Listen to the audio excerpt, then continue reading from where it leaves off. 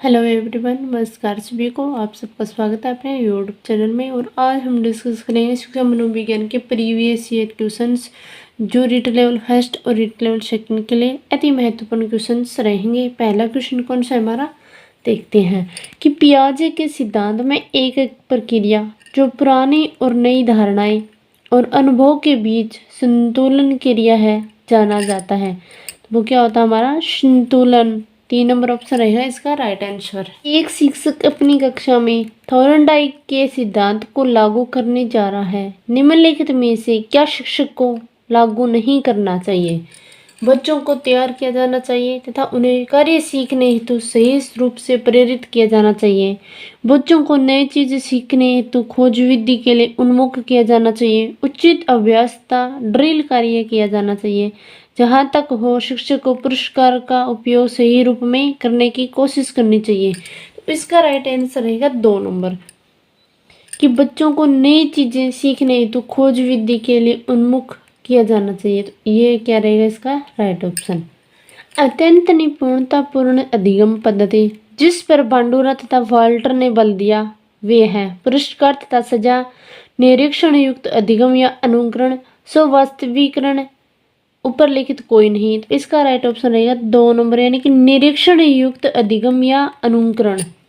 एक विशेष स्तर पर बच्चे मौलिक तर्क का इस्तेमाल करना शुरू कर देते हैं तथा सभी प्रकार के प्रश्नों का जवाब जानना चाहते हैं। पियाजे ने इसे अंतर्ज्ञान कहा। पियाजे के अनुसार निम्न में से कौन से चरण का यह अर्थ है? साकार संचालन, पूर्व संचालन, औपचारिक संचालन, उपरोक्त में से कोई नहीं। तो इसका राइट ऑप्शन रहेगा 2 नंबर यानी कि पूर्व संचालन। अंतर्ज्ञान, अंतर्ज्ञान का मतलब है कि 4 से 7 वर्ष की अवस्था में होता है। अंतर्ज्ञान किस अवस्था में होता है? 4 से 7 वर्ष की अवस्था में होता है और यह सहज विचार की अवस्था होती है। क्या होती है? सहज विचार की अवस्था होती है 4 से 7 वर्ष की। निम्न में से किसने सामाजिक रचनावाद दर्शन पर अत्यधिक बल दिया? वाइगोत्स्की, पियाजे, डेवी, कोहलबर्ग। तो इसका राइट ऑप्शन रहेगा 1 नंबर यानी कि वाइगोत्स्की ने दिया था सामाजिक रचनावाद दर्शन पर अत्यधिक बल। स्कीमा का मतलब है खंडन क्रियाविधि, अधिगम विधि, लंबे समय के यादाश्त में सूचनाओं के संगठित पैकेट्स का एकत्रित होना, शारीरिक प्रतिवाद क्रियाविधि। इसका राइट ऑप्शन रहेगा 3 नंबर। स्कीमा क्या होती है कि लंबे समय के यादाश्त में सूचना के संगठित पैकेट्स का एकत्रित होना। यानी स्कीमा क्या है? बुद्धि से युक्त क्रियाओं की बुनियादी व बार बार दोहराए जाने वाली इकाई है जो कि समस्या समाधान में युक्त होती है। मस्तिष्क की संरचना तथा कृतियों में विभेद का परिणाम होता है तनाव, पिछड़ापन, डिसलेक्सिया, इनमें से कोई नहीं। इसका राइट ऑप्शन रहेगा 3 नंबर यानी कि डिसलेक्सिया है। फिर नेक्स्ट क्वेश्चन की अधिगम अंतरण का थॉर्नडाइक सिद्धांत कहा जाता है। समानता सिद्धांत, अनुरूप तत्वों का सिद्धांत, औपचारिक नियमों का सिद्धांत, इनमें से कोई नहीं। इसका राइट ऑप्शन रहेगा 2 नंबर यानी कि अनुरूप तत्वों का सिद्धांत। थॉर्नडाइक का अधिगम स्थानांतरण समान तत्वों का सिद्धांत कहलाता है। समरूप या अनुरूप अधिगम अंतरण का सिद्धांत संकेत अधिगम के अंतर्गत सीखा जाता है। पारंपरिक अनुकूलन, मनोविज्ञान, वातावरण, मनोदैहिक। तो इसका राइट ऑप्शन रहेगा पारंपरिक अनुकूलन यानी संकेत अधिगम के अंतर्गत सीखा जाता है। संकेत अधिगम रॉबर्ट गेने के सिद्धांत का प्रथम प्रकार है जिसका संबंध पावलोव के अधिगम सिद्धांत से है। जहाँ कुत्ता क्या है? घंटी संकेत से लार टपकाता है। नेक्स्ट क्वेश्चन है कि निम्न में से कौन सी डिसलेक्सिया की विशेषता नहीं है? वाचन परिशुद्धता, गति तथा बोध की समस्याएं, सीधे या उल्टे हाथ के प्रयोग के संबंध में निश्चय, लिखने की धीमी गति, छपे हुए शब्दों को सीखने और याद करने की कठिनाइयाँ। इसका राइट ऑप्शन रहेगा 2 नंबर यानी कि सीधे या उल्टे हाथ के प्रयोग के संबंध में निश्चय। डिसलेक्सिया में क्या कि हाथ प्रयोग को लेकर अनिश्चित की स्थिति बनी रहती है। परिपक्वता इत्यादि से व्यवहार में उत्पन्न परिवर्तन को भी अधिगम कहा जाता है। नहीं, हाँ, अनिश्चित या कभी कभी। यानी परिपक्वता इत्यादि से व्यवहार में उत्पन्न परिवर्तन को अधिगम नहीं कहा जाता। 1 नंबर रहेगा और इसका राइट ऑप्शन क्योंकि परिपक्वता क्या है? एक शारीरिक क्रिया है और अधिगम अनुभव, प्रशिक्षण व मानसिक क्रियाओं से होता है। अधिगम किससे होता है? अधिगम अनुभव, प्रशिक्षण व मानसिक क्रियाओं से होता है। परिपक्वता क्या है? एक शारीरिक क्रिया है। समस्या की अचानक समाधान की वकालत करने वाले सिद्धांत का नाम क्या है? सक्रियात्मक अधिगम, सूझ का अधिगम, प्रत्यक्ष एवं भूल का सिद्धांत, अनुबंधन। तो इसका राइट ऑप्शन रहेगा 2 नंबर। कौन सा रहेगा? सूझ का सिद्धांत। सूझ का। निम्न में से कौन सीखने के सही उत्तर है? तथ्य ज्ञान प्राप्त करना, सूचना बोध प्रज्ञान। तथ्य सूचना बोध ज्ञान प्राप्त करना प्रज्ञान। तथ्य सूचना ज्ञान प्राप्त करना बोध और प्रज्ञान। तथ्य बोध सूचना ज्ञान प्राप्त करना और प्रज्ञान। इसका राइट ऑप्शन रहेगा 3 नंबर, यानी कि तथ्य, फिर सूचनाएं, फिर जो भी ज्ञान प्राप्त करना है, फिर उसका बोध, फिर अंत में प्रज्ञान। फिर नेक्स्ट क्वेश्चन है कि सूझ द्वारा सीखने के समाकृतिकवाद के प्रवर्तक थे? ब्रदिमर, कोफ्का एवं कोहलर। कोफ्का, थोरनडाइक एवं कोहलर। कोफ्का एवं फ्रायड। ब्रदिमर, फ्रायड एवं कोहलर। तो इसका राइट ऑप्शन रहेगा 1 नंबर, यानी मैक्स ब्रदिमर, कोफ्का एवं कोहलर। श्रृंखला अधिगम संबंधित है टोलमैन से, थोरनडाइक से, गेने से, ब्रूनर से। तो इसका राइट ऑप्शन रहेगा गेने से। किसी से संबंधित है श्रृंखला अधिगम? गेने से। फिर नेक्स्ट क्वेश्चन करते हैं कि नवीन ज्ञान की प्राप्ति होती है रटने से, ज्ञान के स्थानांतरण से, अनुभव एवं नवीन अर्थ खोजने से, उपयुक्त में से कोई नहीं। तो इसका भी राइट ऑप्शन रहेगा 3 नंबर, यानी कि अनुभव एवं नवीन अर्थ खोजने से। जिन प्रतिक्रियाओं को सीखने के उपरांत संतुष्टि प्राप्त होती है उन्हें सीख लिया जाता है। यह है अभ्यास का नियम, तत्परता का नियम, प्रभाव का नियम, सापेक्षता का नियम। तो इसका राइट ऑप्शन रहेगा प्रभाव का नियम। इसका है प्रभाव का नियम। फिर नेक्स्ट क्वेश्चन है कि प्रेरणा प्रबलन हास्य सिद्धांत के प्रदाता है? क्लार्क एवं हेल, फ्रायड, मैस्लो या इनमें से कोई नहीं। तो इसका राइट ऑप्शन रहेगा 1 नंबर, यानी कि क्लार्क एल हेल प्रेरणा प्रबलन हास्य सिद्धांत के प्रदाता है।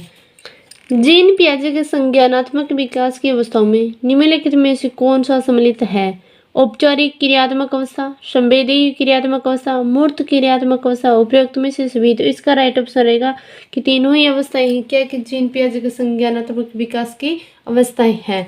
फिर नेक्स्ट क्वेश्चन है कि यह कथन की एक उत्तेजक प्रतिमान जो एक प्रतिक्रिया के समय क्रियाशील है, यदि वह दोबारा होगा तो उस प्रतिक्रिया को उत्पादित करने की प्रवृत्ति रखेगा, निम्न में से किस सीखने के सिद्धांत को इंगित करता है? हल का प्रबलन सिद्धांत, गुथ्री का प्रतिस्थापन सिद्धांत, सीखने का क्षेत्रीय सिद्धांत, स्किनर का प्रबलन सिद्धांत। इसका राइट ऑप्शन रहेगा 2 नंबर, यानी कि गुथ्री का प्रतिस्थापन का सिद्धांत। आशुबेल के अनुसार किस प्रकार के सीखने में समस्या का समाधान निहित होता है? रटकर सीखना, अर्थपूर्ण सीखना, खोजपूर्ण सीखना, निरंतर सीखना। तो इसका राइट ऑप्शन रहेगा 3 नंबर, यानी कि खोजपूर्ण सीखना। डेविड आशुबेल ने सीखने के कितने प्रकार बताए? 4 प्रकार बताए थे। अभिग्रहण सीखना, लिखकर, रटकर सीखना निम्न प्रकार है, अर्थपूर्ण सीखना, समझकर सीखना, खोजपूर्ण सीखना, समस्या की खोज करके समाधान निकालना। एजुकेशनल साइकोलॉजी कॉग्निटिव व्यू पुस्तक किस प्रसिद्ध मनोवैज्ञानिक की है? Albert Bandura, David Ausubel, B.F. Skinner, Jean पियाजे। तो इसका राइट ऑप्शन रहेगा 2 नंबर, यानी कि डेविड आशुबेल की। आदत ज्ञान एवं अभिवृत्तियों का अर्जन कहलाता है? अनुदेशन, शिक्षण, अधिगम या प्रशिक्षण। तो इसका राइट ऑप्शन रहेगा 3 नंबर, क्या रहेगा? अधिगम। क्रो एंड क्रो का अधिगम संबंधी कथन है। ये किसका संबंध है कि आदत ज्ञान एवं अभिवृत्तियों का अर्जन कहलाता है? किसने कहा था? क्रो एंड क्रो ने। फिर नेक्स्ट क्वेश्चन है कि निम्नलिखित में से कौन सा प्रकार्य के अनुसार अधिगम का प्रकार नहीं है? कल्पनाशील अधिगम, संज्ञानात्मक अधिगम, निपुणता द्वारा अधिगम, अभिवृत्त्यात्मक अधिगम। तो इसका राइट ऑप्शन रहेगा 1 नंबर, यानी कि कल्पनाशील अधिगम है वो अधिगम का प्रकार नहीं है। निम्नलिखित में से कौन सा आशुबेल द्वारा दिया गया अधिगम का प्रकार नहीं है? विभेदीकरण सीखना, अभिग्रहण सीखना, रटकर सीखना, अन्वेषण सीखना। तो इसका राइट ऑप्शन रहेगा 1 नंबर, यानी कि विभेदीकरण सीखना। फिर नेक्स्ट क्वेश्चन करते हैं कि निम्नलिखित में से कौन सी अधिगम की विशेषता है? अधिगम व्यवहार में परिवर्तन, व्यवहार में परिवर्तन अभ्यास या अनुभूति के फलस्वरूप होता है, व्यवहार में अपेक्षाकृत स्थायी परिवर्तन होता है, व्यवहार में क्षणिक अस्थायी परिवर्तन जो प्रेरणात्मक अवस्था के फलस्वरूप होते हैं। तो इसका राइट ऑप्शन रहेगा 4 नंबर, जीन पियाजे ने बालक एवं उसके वातावरण के मध्य चलने वाली परस्पर क्रिया द्वारा निर्मित संतुलन को कहा है अनुकूलन, स्कीमा, संरक्षण, अंतःप्रज्ञा। तो इसका राइट ऑप्शन रहेगा अनुकूलन, 1 नंबर ऑप्शन। अधिगम का कौन सा सिद्धांत व्यवहारवाद और समग्रवाद का अनोखा मिश्रण है? उद्दीपन परिवर्तन सिद्धांत, व्यवस्थित व्यवहार सिद्धांत है, चिन्ह पूर्णाकार सिद्धांत, अंतर्दृष्टि सिद्धांत है। तो इसका राइट ऑप्शन रहेगा 3 नंबर। कौन सा रहेगा? 3 नंबर। कि चिन्ह पूर्णाकार सिद्धांत है जैसे कि अव्यक्त अधिगम, गुप्त अधिगम, उद्देश्यपूर्ण अधिगम, संज्ञानात्मक मानचित्र सिद्धांत भी कहा जाता है।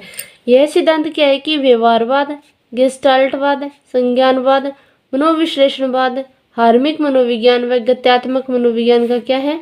मिश्रण है। तो वो कौन सा सिद्धांत हमारा? चिन्ह पूर्णाकार सिद्धांत है। कौन सी अंतर्दृष्टि की विशेषता नहीं है? आकस्मिकता, विभिन्न परिस्थितियों में अनुक्रिया, अनुक्रिया का सहजता से होना, भविष्य उन्मुखी सोच। तो इसका राइट ऑप्शन रहेगा 4 नंबर, यानी कि भविष्य उन्मुख सोच।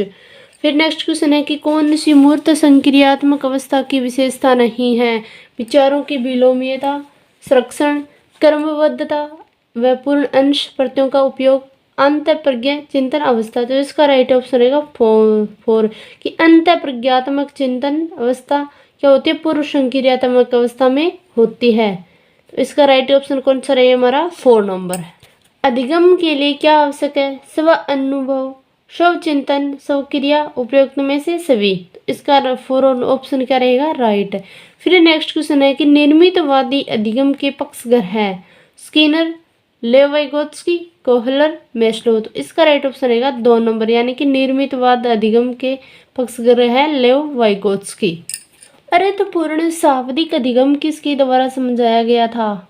रॉबर्ट गेने के द्वारा, जीन पियाजे के द्वारा, जेरोम ब्रूनर द्वारा, डेविड अशवेल के द्वारा। इसका राइट ऑप्शन कौन सा रहेगा? 4 नंबर, यानी कि डेविड अशवेल के द्वारा अर्थपूर्ण शाब्दिक अधिगम समझाया गया था। फिर नेक्स्ट क्वेश्चन है कि निम्न में से कौन सा युगम सही है? अधिगम के प्रकार, कोहलर, अनुभवजन्य अधिगम, कार्ल रोजर्स, सामाजिक अधिगम, गेने, अंतर्दृष्टि अधिगम, बांडुरा। तो तीनों ऑप्शन क्या है कि पहला, तीसरा और चौथा है, तीनों क्या है? गलत है।